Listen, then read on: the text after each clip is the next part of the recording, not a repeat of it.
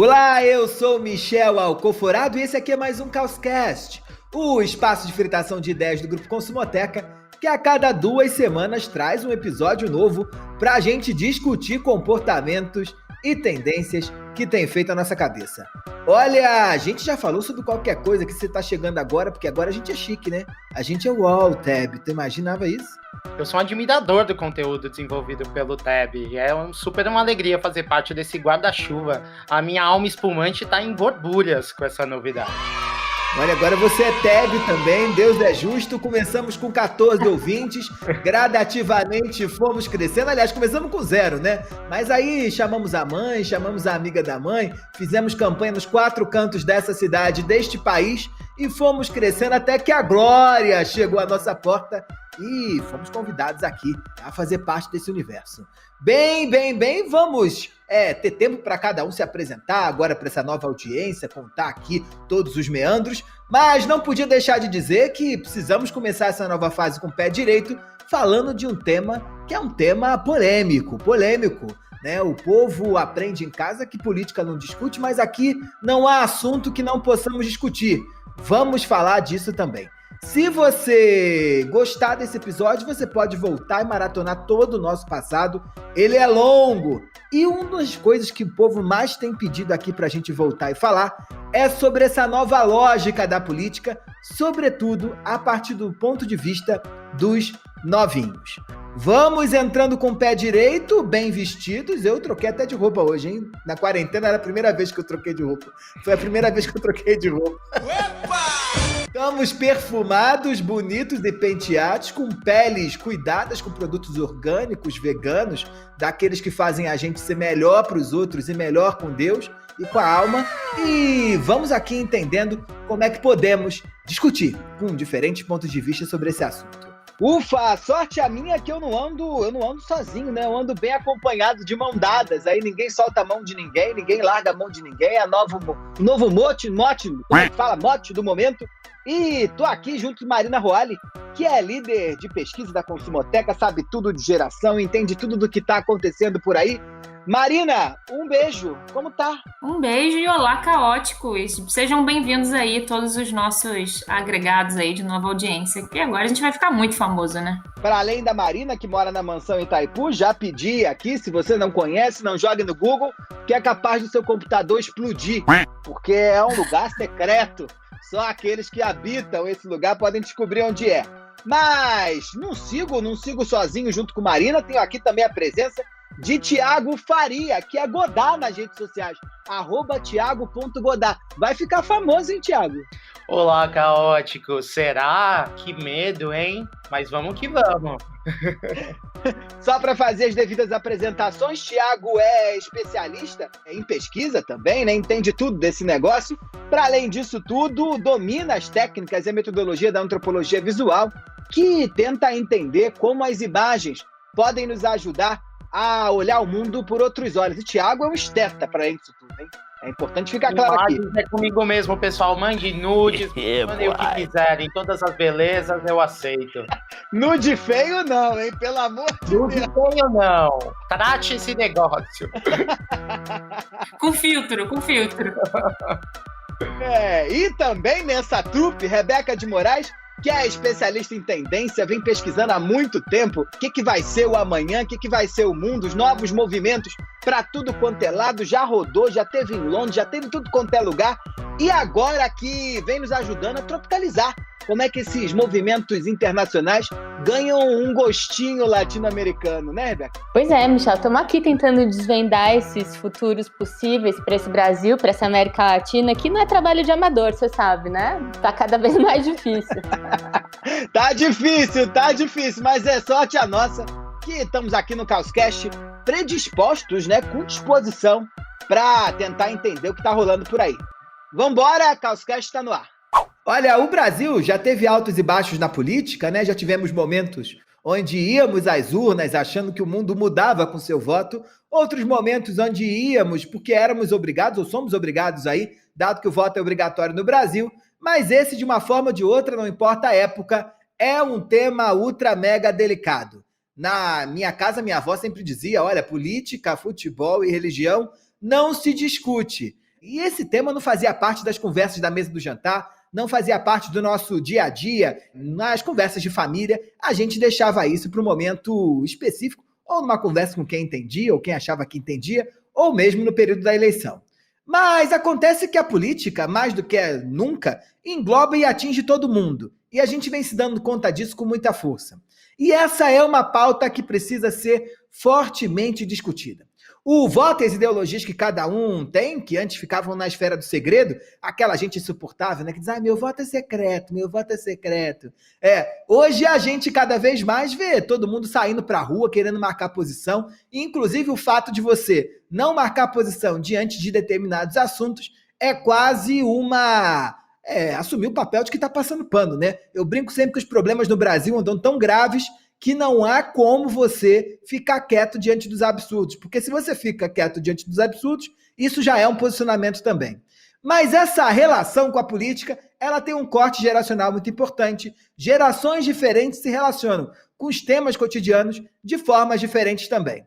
Os milênios fazem uma coisa, os Z fazem outra, os baby boomers outras. Se você não está acostumado com esse tema, não tem problema. Marina Roale, que é especialista nesse assunto, conta pra gente aí, hein? O que é esse negócio de Z, milênio, geração, como é que é, hein? Vamos lá, fazendo aquele recap clássico, quando a gente está falando, vamos começar pelos novinhos aqui, que é essa geração Z que está votando aí, são os mais novos a votarem hoje, a gente está falando daqueles que nasceram entre 1995 e 2010. Na sequência, a gente tem os millennials, que é essa geração que hoje já está aí por volta dos seus, no topo aí dos 35, 36, né, que vai na sequência. Quem já está na faixa ali dos 40, perto dos 50, é a geração X. E quem passou dos 60 são os famosos boomers. E o pessoal do Ovinho está um pouco engajado, né, Thiago? Sem dúvida, Michel. Acho que essa geração que a gente está chamando aqui de Z começou a ter mais contato com a política a partir daqueles movimentos de junho de 2013, né? Com aquela onda de protesto que ficou marcado como manifestação dos 20 centavos ou como jornada de junho. Então, quando os millennials estavam na linha de frente, manifestando a insatisfação com a realidade nacional de uma forma mais ampla, apesar do pretexto inicial, seja a coisa do reajuste do metrô, mas muita insatisfação veio à baila, né? Então, acho que antes disso, obviamente, os Zs eram demasiadamente novos e não tinham visto nada de muito concreto ou vivenciado do ponto de vista política. E eu acho que o que acontece é que nem essa, nem outras grandes tentativas de mudanças políticas surtiram grandes efeitos a partir desses acontecimentos, né? Então, acho que começa desde então a existir para essa galera um certo desacreditamento desse sistema mais tradicional do espectro político e ativista. Então, acho que tem um pessoal aí, Z, que se distanciou da política, sobretudo nessa perspectiva do partidarismo, como a gente entende a política institucional hoje, né? Acho que houve um desgaste da política como linguagem mesmo, e como plataforma possível de mediação de interesses sociais. É muito legal isso que você está falando, porque eu acho que esse talvez tenha sido o principal aprendizado ali de junho de 2013, né? A gente entendeu que tinha outra forma de participação política, completamente descentralizada, sem líderes claros, cada um com sua pauta. Eu gosto muito de uma definição do Torturra, do Bruno Torturra, do Fluxo, que é um canal no YouTube, ele é roteirista, escritor, cara super interessante, e ele fala muito dessa coisa de que as passeatas de 2013 pareciam feeds do Facebook, cada um com seu post, que era o seu cartaz, pedindo uma coisa. E a gente aprendeu um pouco isso, que tinha um outro jeito de fazer política, né? Surgiu uma nova forma de fazer política. Marina, não tem um jeito certo de fazer política, não, né? Tudo pode ser uma forma possível de questionar e organizar as relações de poder, né? Não tem jeito certo, mas parece que cada um quer acreditar que o seu jeito é o certo, e isso gera muito conflito, né? E a verdade é que política sempre foi, de alguma maneira, uma disputa de narrativa. Mas por muito tempo essa narrativa ficou concentrada ali no palco da grande mídia, que controlava ali essas histórias que eram contadas, e quem era o vilão, e quem era o mocinho de cada história. E conforme a internet foi abrindo espaço para pessoas trazerem suas visões de mundo, a gente ganhou aí um cenário de polinarrativa. Quem aqui for do nosso fã-clube aí do Caótico Raiz, vai se lembrar que lá no episódio 5, a gente falou aqui de um termo que é um efeito que rola na internet hoje, que é o polifonia digital, que é esse espaço online onde a gente tem vários palanques simultâneos e está todo mundo falando ao mesmo tempo. E aí a gente tem uns problemas de escuta, mas a gente também dá voz a quem nunca teve. Então tem um lado bom disso, que a gente consegue ter acesso à parte da história que até então a gente nunca tinha tido, coisas que tinham sido censuradas, a outras visões, a refletir. Mas, por outro lado, fica com muito ruído, né? A gente entra nessa zona de feed de cada um falando do que quer. E aí o que antes, como você falou, ficava ali guardado, ali as 7 chaves, era uma coisa, política é que nem gosto, cada um tem o seu. A internet começou a botar para fora algumas coisas e não, vamos debater, eu quero contar minha narrativa, eu quero contar a minha versão da história. E aí, a partir, principalmente, aí, acho que um marco para a história, pensando aí em internet política, a gente tem as eleições de 2014, né, as eleições presidenciais, onde a gente começou a entender que o Brasil, sim, era um país polarizado. Porque se a gente pensar aqui nessa realidade dos Estados Unidos, que a gente tem acompanhado agora aí, de como lá tem todo um sistema de votação diferente, mas como a sociedade já estava bipartida. Lá tem muito claro lá quem é democrata, quem é republicano. Muitas vezes a pessoa nasce republicano, só casa com republicano, só tem amigo republicano e está tudo bem. E aqui a gente teve que ir descobrindo que, de repente, nosso vizinho, a pessoa que você casou, o seu chefe, tinham visões de política muito diferentes da sua, né? E a internet botou isso para fora, porque a pessoa almoçava com você e não falava disso, e no post ela estava falando algo que é super contra o que você pensa.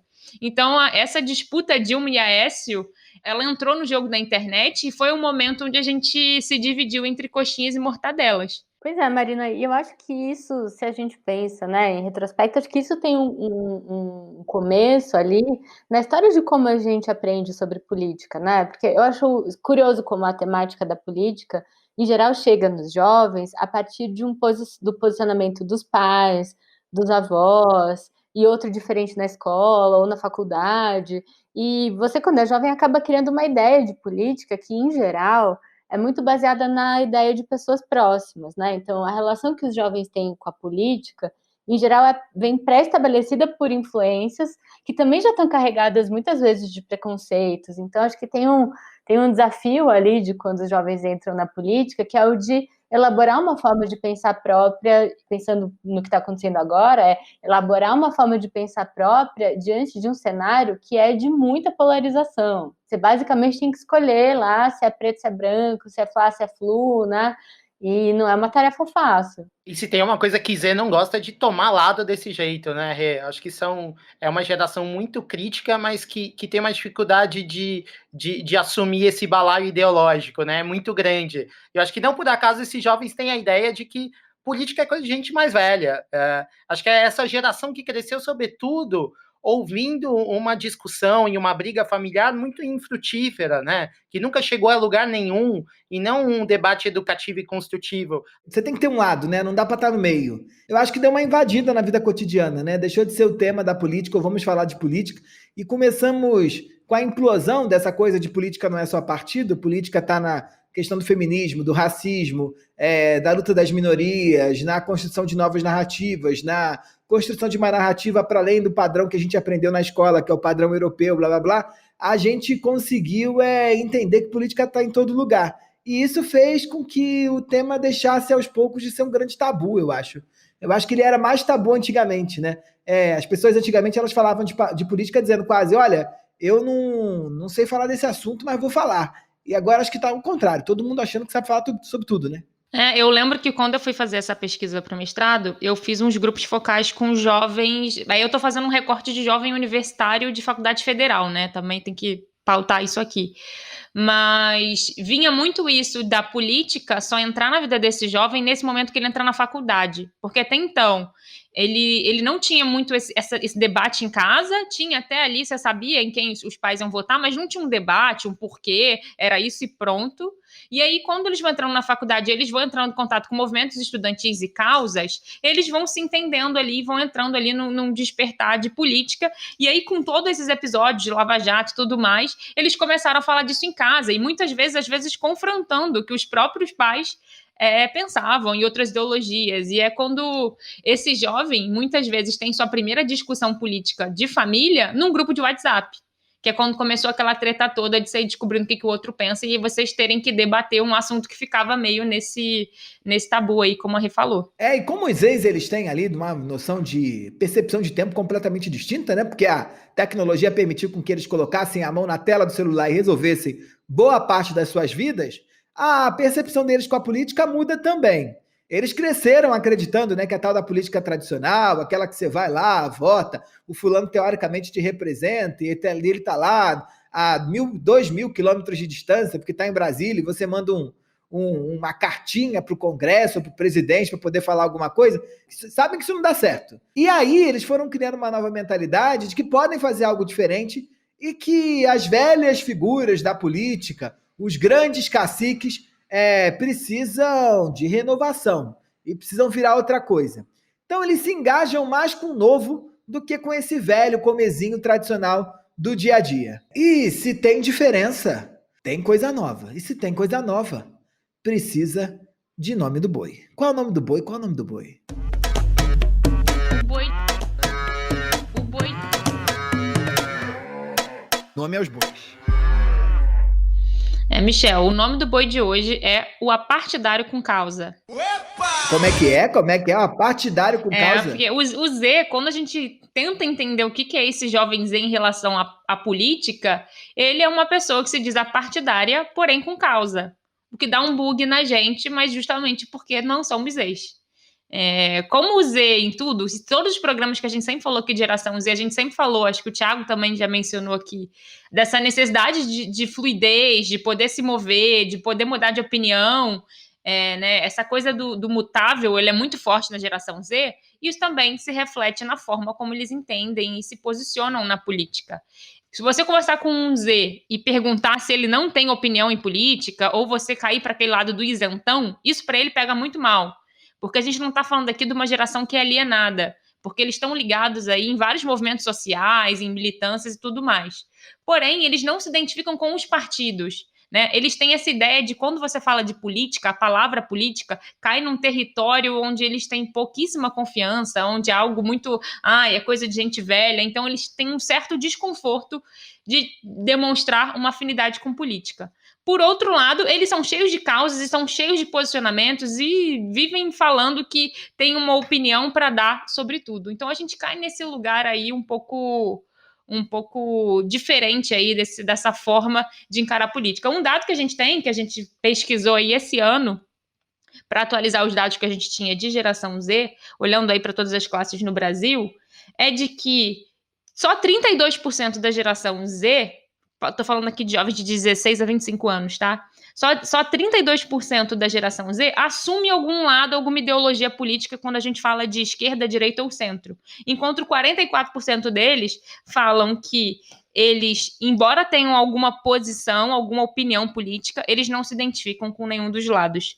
E só 24% disse que não sabia opinar e não tinha opinião alguma para dar sobre o tema. E é muito interessante perceber que tem um movimento dos jovens indo atrás das causas muito mais do que os partidos, porque de fato acho que os partidos como eles são hoje, né, e pensando que eles foram fundados aí na geração anterior, eles já não exprimem mais na sua identidade esses valores da nova geração, né? Marina, acho que se a gente for comparar, apesar de ser um discurso que vem ganhando força, continuando aqui na nossa conversa, essa questão do apartidarismo político é muito mais forte para a geração Z, né?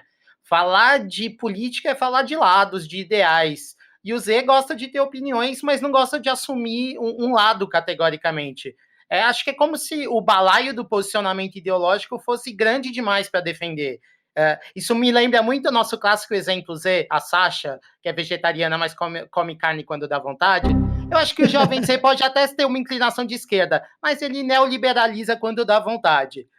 Então ele não tem um comprometimento necessariamente com os espectros ideológicos aí tradicionais da política.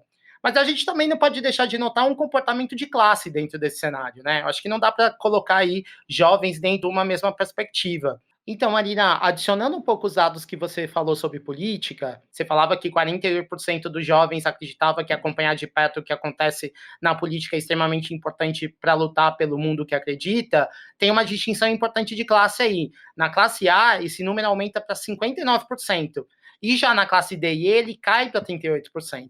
Então, acho que, como você já falou, o jovem da classe A, em geral, já tem um debate político dentro de casa, né? Além dele ter mais acesso à universidade, ambiente acadêmico, que tende a ser muito mais politizado dentro dessa discussão. Em contrapartida, eu acho que o cara da classe D e E, em geral, já vive à margem do Estado, né? O interesse tende a ser muito menor porque não há uma percepção efetiva de que as políticas públicas tenham o poder de alterar a sua realidade histórica de desigualdade e de descaso do Estado. Então, política se torna uma pauta ou pouco relevante ou absolutamente desacreditada, né? E, Ti, acho que de tudo isso que você traz de classe, acho que é uma coisa interessante também para a gente abrir os olhos, é que quando a gente fala aqui, né, que essa geração Z ela é a partidária com causa, é comum que nossos ouvintes comecem a acionar aí na cabeça muitos exemplos. Nossa, mas quando eu abro meu Instagram, eu tô vendo um monte de jovem que eu conheço, de gente da geração Z que mega se posiciona, que super fala sobre o tema, que abre voto e que milita e tudo mais. Mas é legal a gente pensar aqui também que a gente está saindo aí um pouco da bolha quando a gente traz esses dados e vai entendendo que, de acordo com a realidade socioeconômica desses jovens, a gente vê que quanto mais próximo da classe média a gente chega, é onde a gente mais encontra esse dilema de jovens que se veem com opinião política, que se veem com pensamentos e coisas a dizer, mas não se veem representados por ninguém ali para eles. Então, para esses jovens, a gente vê uma flexibilidade maior de repente, numa eleição, votar para prefeito de um partido e um vereador de um partido muito diferente, porque ele vai vendo causa a causa quem atende ele e como atende. Então, esse eleitor ele não faz tanto essa diferença de partido, mas ele começa a olhar mais para as propostas e para o político em si, o que ele traz ali de relevante para ele. E importando menos, nesse caso, se é direita ou se é esquerda.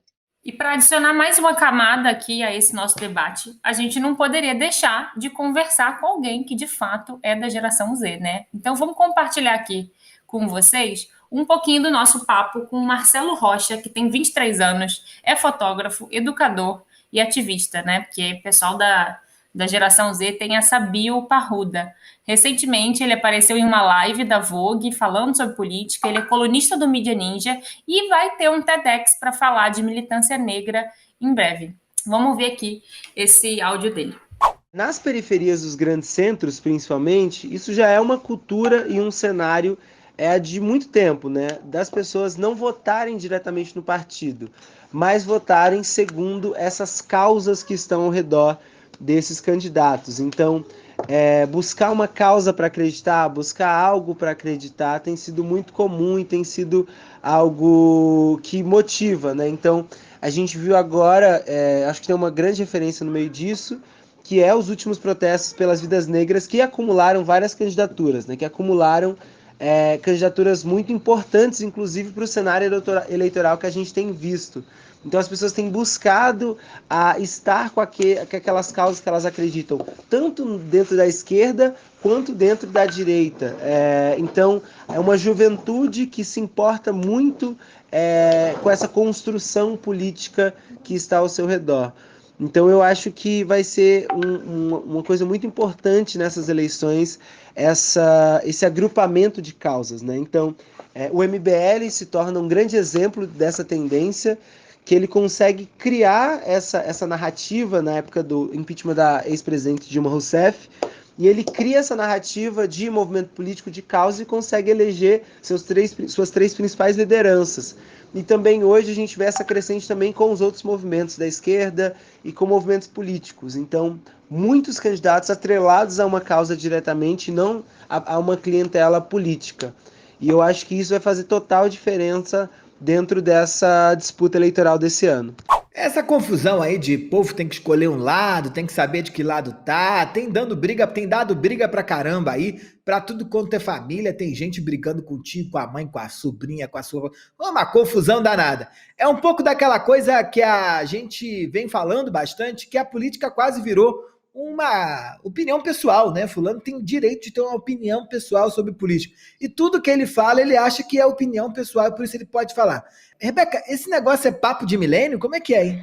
Pois é, Michel. Eu acho que por mais que a forma como os jovens fazem a tal da política seja considerada menos engajada, eles começam a criar novos jeitos de participar, né? Sem ficar preso a um partido, a uma pessoa. Eles são movidos pelos ideais.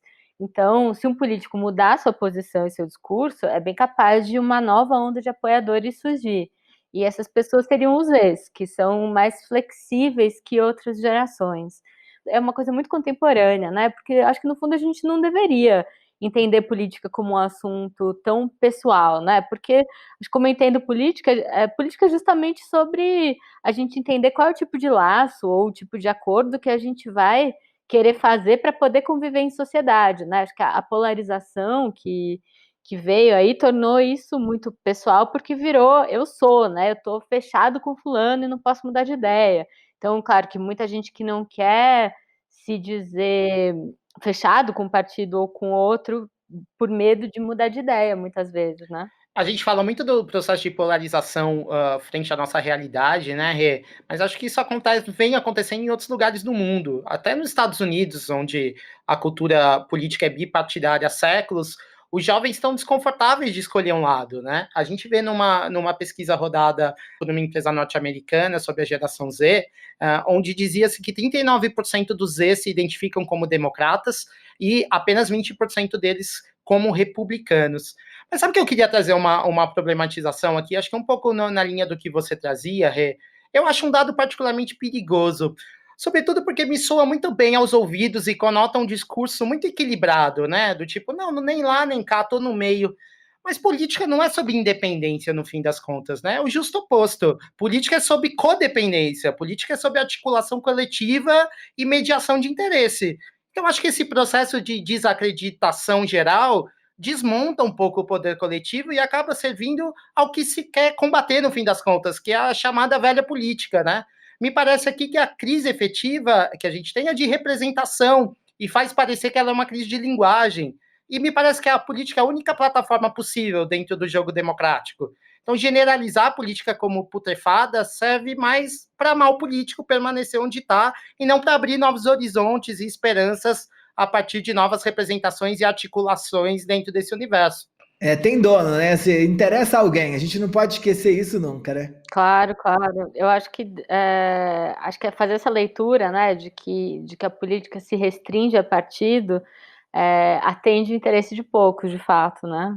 Vocês sabem que tem uma outra pesquisa aqui que a gente andou investigando, que também é gringa, vem da Verizon Media, que é uma consultoria especializada em conteúdo, e essa pesquisa confirma o interesse da geração Z nas causas, né? Então, para eles, claro, como a gente sabe, é para os Zs que a gente olha quando a gente está pensando em tendências aí, porque eles vão ser os herdeiros do planeta no século XXI, meio ambiente, questões políticas e pautas sociais são os temas de maior atenção nas conversas entre os seus grupos. E essas são pautas muito mais levantadas atualmente do que anos atrás. Não é de se esperar que os jovens estejam mais engajados nesse assunto. E acho que tem a ver com o que a gente estava falando, então, sobre a questão de olhar para a política como partido, né? Porque é claro que esses assuntos todos que a geração Z traz, eles estão diretamente ligados à política. Então, a preservação do meio ambiente, etc., tudo isso é política, né? Só que chega com nome diferente para os jovens. Que é muito interessante, que acho que voltando a isso que o Thiago falou, afinal a gente está discutindo linguagem ou a gente está discutindo a coisa em si? Porque ao mesmo tempo que essa geração mega foge dessa ideia de falar de política, eles estão debatendo política o tempo inteiro, né? Quando você está defendendo uma causa de identidade, a política está cada vez mais na música pop, a política está nos memes, a política está em todo lugar. E aí isso me faz lembrar muito um meme que é a cara da geração Z, que vem bombando aí no ano de 2020, que eles adoram usar, que é o enfim a hipocrisia. Diz que é vegana, mas não aguenta a tentação carnal, enfim a hipocrisia. A pessoa me acorda e pergunta se eu tava dormindo, enfim hipocrisia. Que é esse momento onde eles reconhecem suas próprias contradições e é a cara da geração na política, porque você fala, olha, eu não gosto de falar de política e de repente você tá ali fazendo um textão super politizado e manda, enfim, a hipocrisia, porque eu vou falar disso sim. Então eles estão engajados com outros temas que acaba dependendo ali da política para ele funcionar.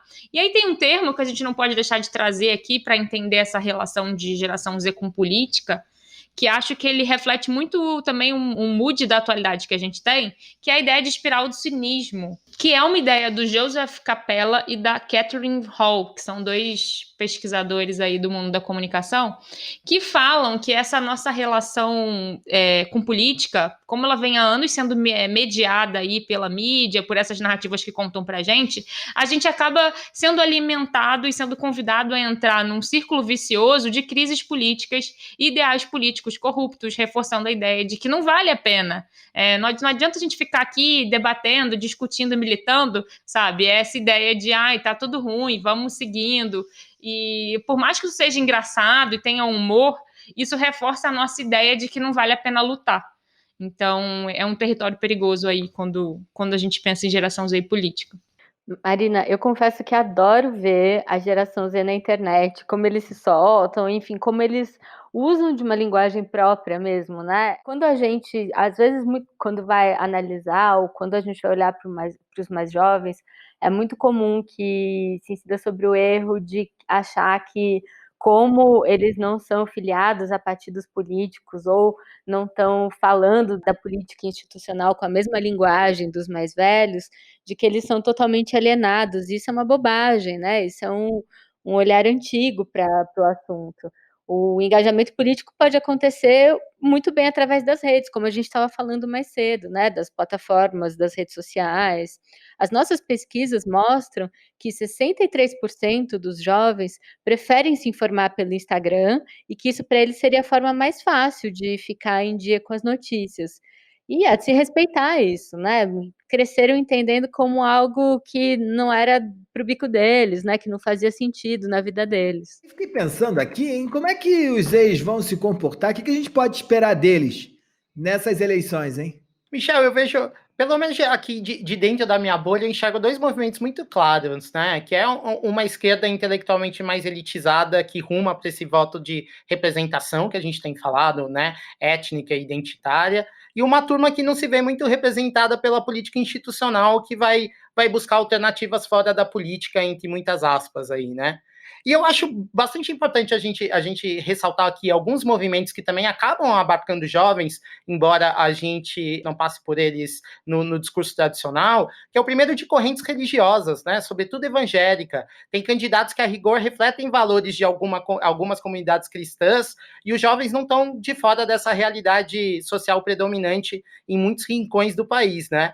E eu acho também importante a gente ficar atento a uma constante construção narrativa de violência pública, que é real, mas que também é apropriada eleitoralmente, e que, aliado a um discurso de desmoralização generalizada, tem levado muitos militares para a linha de frente. Estou citando esses dois elementos aqui, porque, sintomaticamente, o cadastramento de candidatos nessas eleições bateram recordes de prenome como pastor, coronel, delegado. Então, acho que são movimentos importantes da gente ficar atento na perspectiva dos jovens também. E eu acho que quando a gente fala de forma, tem muita campanha política ganhando força dentro de redes sociais, né? Usando as redes, apps, memes, para atrair um engajamento de jovens eleitores. Acho que a campanha do Boulos aqui em São Paulo é um excelente exemplo de uma linguagem orientada aos jovens, que pelo menos segundo as pesquisas, tem surtido efeito com o uso desse tipo de linguagem. E acho que vale ressaltar ainda que esses jovens não têm apenas uma presença consistente e ativa nas redes sociais, mas também utilizam ela como um mecanismo de ativismo e a favor de minorias, né?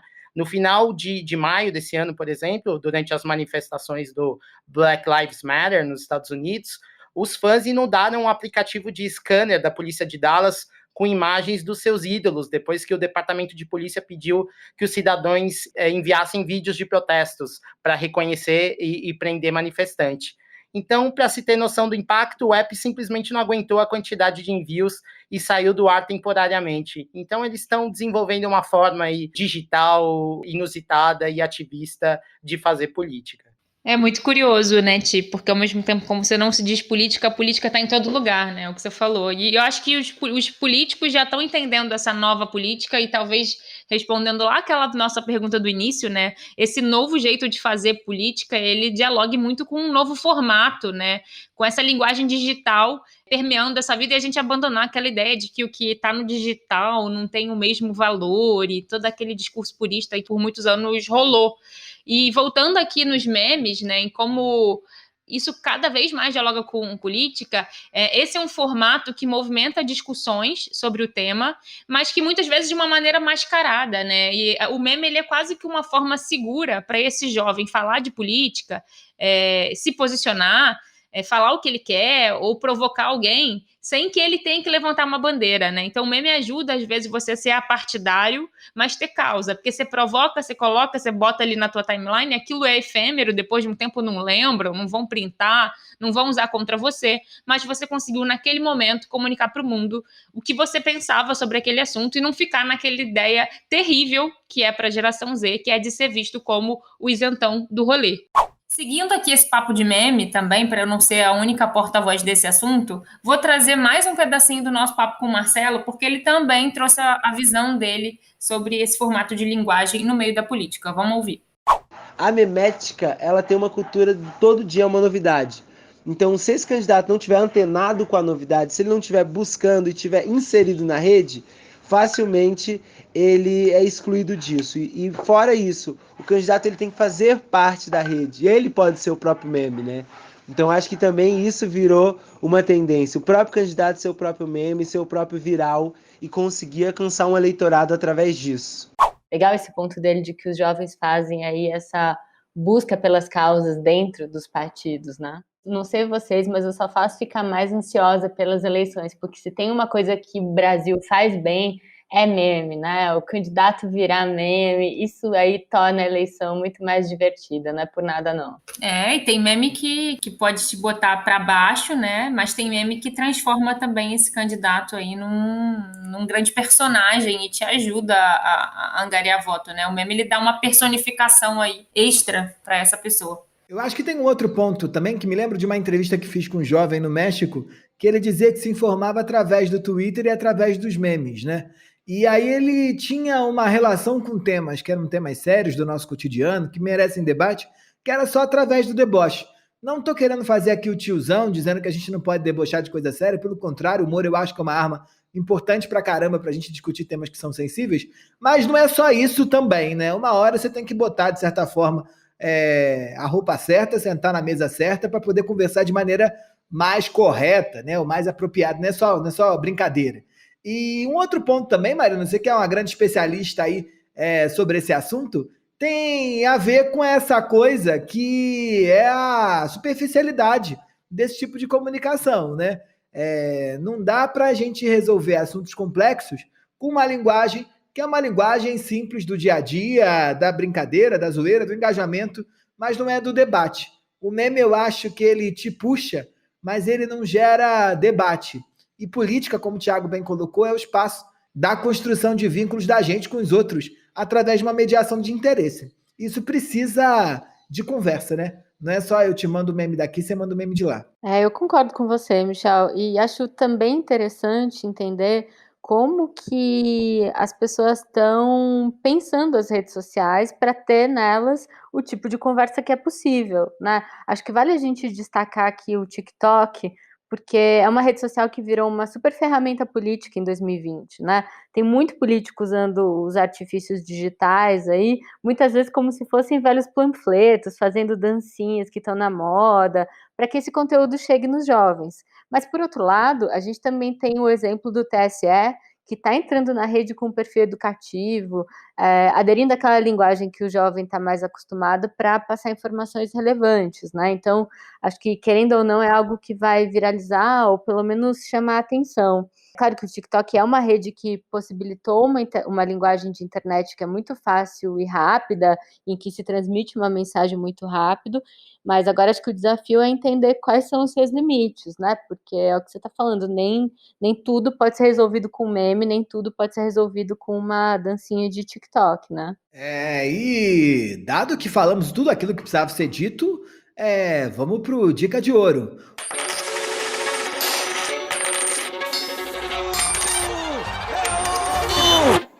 O Dica de Ouro de hoje a gente vai falar um pouco desses políticos, né? Principalmente desses que se acham mais modernosos e aqueles que são mais antigos lutam pesadamente para tentar rejuvenescer suas próprias marcas. E com isso, gerar o engajamento dos jovenzinhos. Não tem jeito, né? Quem está acompanhando aí um pouco as campanhas desse 2020 para vereador da sua cidade ou para prefeito, o povo que está gerando mais barulho é aquele que está entrando de cabeça nessa linguagem mais nova. Eu acho que o Boulos é um caso interessante, né? Tiago, esse novo jeito aí dos ex se relacionarem com a internet, com uma linguagem nova, traz uma nova pegada, né? Sem dúvida, Michel. Eu acho que uma marca fundamental para falar com a geração Z é usar do elemento da alteridade, para de fato acertar no tom e na mensagem. Acho que a gente tem alguns bons exemplos recentes que falam um pouco desse engajamento bem-sucedido na perspectiva de marcas, como o Magalu, quando diz que vai contratar apenas trainees negros, ou quando o Burger King veicula campanhas com drag queens. Então, acho que é o tipo de política que fala bem essa real, sem levantar bandeira, defender causa. Você consegue ter uma conversa real com essa geração, levantando bandeira, defendendo causa, mas sem conotar necessariamente uma ideologia pré-moldada ou partidária. Então, acho que o pensamento político dessa geração fragmenta mais suas causas do que o balaio que a gente está acostumado historicamente a carregar entre essas polarizações de esquerda e direita. E é bem capaz que muita gente queira saber como conquistar o engajamento dos ex, né? Então, acho que pensando nisso, a gente elaborou aqui uma lista de 4 itens que nos parecem muito essenciais para criar um diálogo frontal com essa galera. Primeiro é gerir uma comunidade, fazer parte de algo de forma ativa, colaborativa de verdade. Acho que é uma fórmula de sucesso para manter um relacionamento duradouro com essa geração e uma ótima forma, obviamente, de entender o mundo. Acho que o segundo elemento aqui é apoiar movimentos e causas. Como a gente falou, essas variantes superam a ideia de um partido e humaniza a marca de uma forma muito mais profunda, além de se conectar com os valores dessa geração. Acho que um terceiro elemento que parece muito óbvio, mas que não necessariamente se faz dessa forma dentro do universo político, é fazer o que se diz. Acho que parece muito simples, mas o discurso vazio está muito no radar da geração Z. Ela está muito acostumada com buchitagem e sabe reconhecer. E acho que o quarto elemento fundamental aqui é da voz. Acho que para garantir que a mensagem seja de verdade, se junte às pessoas que têm um discurso importante sobre o assunto. Então, assuma um lado, assuma uma bandeira, mas também dê voz a pessoas que historicamente ou identitariamente fazem parte dessa comunidade ou desse movimento. Bem, dado que já falamos agora realmente, né? Já demos dica de ouro, já discutimos o tema, já trouxemos os nomes dos bois e do boi. Vamos encerrando aqui com o Joga na Roda.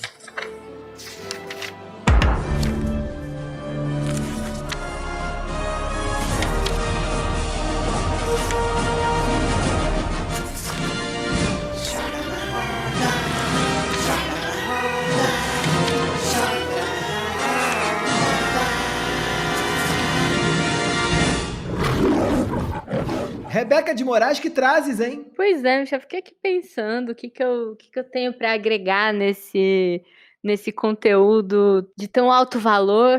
Fiquei aqui lembrando que no meio da pandemia, não sei vocês, mas eu dei uma acelerada na leitura, né?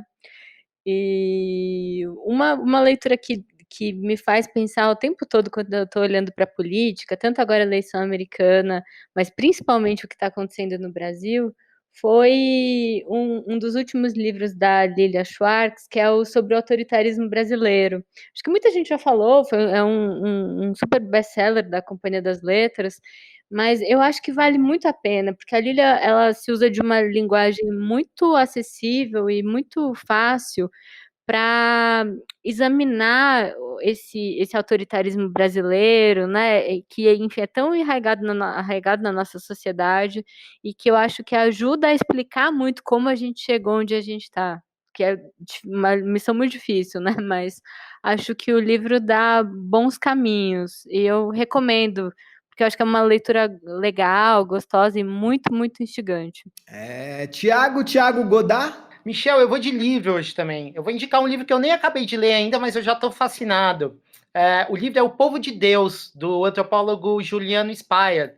Nesse livro ele faz um dossiê sobre os evangélicos no Brasil e traz declarações muito contundentes sobre essa, não dá nem para chamar de minoria, né? Uma maioria tão estereotipada.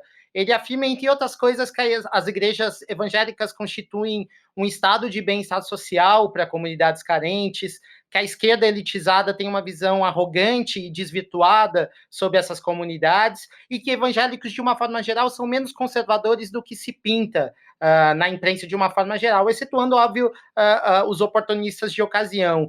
Então, acho que é um elemento importante da gente entender, porque a religião evangélica é a que mais cresce no Brasil, e seguindo no ritmo atual, daqui 10 anos vai ser a maioria. Então, acho que não dá para discutir política pública no Brasil sem olhar e tentar entender essa população. Então, fica aqui minha dica. E na rabeira, eu queria recomendar o podcast que eu amo, aqui nosso podcast irmão, que é o Foro de Teresina, da revista Piauí, que traz toda semana uma discussão esclarecedora, de alto nível, sobre as pautas políticas do momento. É muito legal esse livro do Juliano. O Juliano, ele fez esse livro baseado na tese dele de doutorado, onde ele estudou o impacto da tecnologia num povoado, se eu não me engano, na Bahia, e de lá também ele tirou a pesquisa para esse livro. É muito legal, eu adoro também. Muito boa dica. Marina Roale, que trazes? Hoje eu tô de livro também. Então eu vou de filme hoje. Ah, não é possível, Michel. Você vai Primeira sacar um vez na livro aí história. de última hora. Eu vou falar do Circuito dos Afetos, que é do Vladimir Safatov. O nome completo Ah, eu achei que era Lipovetsky, né? Não, esse aqui tá à tua altura. Quando o livro é aquele livro que eu não leio fácil, assim, que eu tenho que pensar bastante, eu falo, então tá à altura do Michel. No Lipovetsky eu leio tranquilo, dá pra ler na barca. O Circuito dos Afetos, Corpos Políticos, Desamparo e o Fim do Indivíduo, do Safatov. E o que eu acho legal, assim, para mim, onde trouxe uma lente nova para o tema desse livro, é essa ideia de que política também é corpo, e que política é emoção, sim. A gente muitas vezes fala de política como, vamos te levar para a esfera racional e vamos pensar friamente, mas quando a gente está falando de política e quando a gente vê aquele vídeo lá que mexe com a gente na internet, de alguém falando alguma coisa, pega no estômago, né? Não é só ali no racional. E como é que a gente tem que levar isso em conta quando a gente vai pensar esse tema na nossa sociedade? Para quebrar a ordem aqui hoje, vou trazer um filme documentário, que é um filme antigo, mas que eu gosto muito. Está disponível aí nos streamings, talvez em um diferente que você tenha que alugar aí, porque agora a nossa vida é pagar streaming, né? Que é um filme do Eduardo Escorel, que é um grande diretor de fotografia e também um cara que pensa documentário há muito tempo, trabalhou com Coutinho, com outras pessoas, é maravilhoso, e do José Joflin. O filme foi gravado na eleição de 2004 no Rio de Janeiro e se chama Vocação do Poder. É um documentário onde os diretores acompanharam a campanha e o dia a dia de 6 candidatos em diferentes pedaços da cidade, pessoas com diferentes perfis, para mostrar como a construção do candidato ela se faz na campanha e como diferentes mensagens são entregues em diferentes pedaços da cidade para que elas funcionem. Então, eu acho que é um ponto super legal para você ter um pouquinho de uma ideia mais clara de como é que política é uma coisa, mas são várias coisas ao mesmo tempo também. Então, eu adoro esse filme. Bora! Já fizemos o Joga na Roda, vamos pro Zap. Rebeca de Moraes tem Zap, é? Tem Zap, Michel, o @moda_sem-brusinhas, amei esse perfil. Mandou pra gente um recadinho aqui, olha, sobre o episódio Mercado Beauty. Ele diz assim, o episódio está incrível, é muito bom ouvir um podcast que constrói diálogos tão necessários. Sou professor de moda e os episódios têm contribuído para a construção das minhas aulas. Achei chiquérrimo, gente. Formador de opinião, hein? Agora vai estar citado na bibliografia qualquer dia, hein? Um beijo para você. Espero que os podcasts continuem ajudando aí nas suas aulas, que a gente adora uma sala de aula. Luxuoso, hein? Luxuoso esse. E recebi também, mensagem da Vivian Ramos, que fez contato com a gente pelo Instagram, mandou um direct só para falar que virou uma caótica aí durante essa quarentena e que tá adorando nossos episódios. Vivian, seja bem-vindo aí a esse Clube dos 14. Quem quiser mandar mensagem pra gente, pode acessar @caos.cast, mandar um e-mail no consumoteca@consumoteca.com.br e cartinhas, que era algo costumeiro que recebemos com frequência. Por enquanto estão como, Rebeca? Faz assim, lê a sua cartinha num áudio, manda pra gente um áudio ali na DM do Instagram. É uma ótima ideia que a gente se acostumou a ouvir áudio. Não sei vocês, gente, eu me acostumei com áudio, mando áudio, ouço áudio lavando louça. É ótimo. Pega a sua cartinha, escreve e manda um áudio, mas não vai no correio não, que não precisa. Qualquer hora vamos receber um gemidão do Zap aí. Vamos nos despedindo. Queria agradecer demais a participação dos meus colegas, Marina Ruali, Rebeca de Moraes e Thiago. Marina, beijo pra você. Beijo, caóticos. E antes de ir embora, queria agradecer aqui, dar o nosso super obrigada pro nosso Geração Z aqui desse episódio, né? Pro Marcelo, que trouxe ótimas contribuições. E para quem quiser seguir, ouvir mais do Marcelo, vai no Insta e segue @nós_Marcelo_Rocha. Rebeca de Moraes, tchau. Tchau, um beijo, meus queridos. Pensemos na política, senão vai ter quem pense, e pode não ser bom. Thiago Faria, adiós. Beijo, caóticos. Sempre bom estar com vocês. Eu não posso terminar esse episódio sem deixar de lembrar que isso é uma produção de Bruna Capasso e Marina Ruali, e a edição fica por conta do gigante Wesley Xavier. Tchau, um beijo e até a próxima.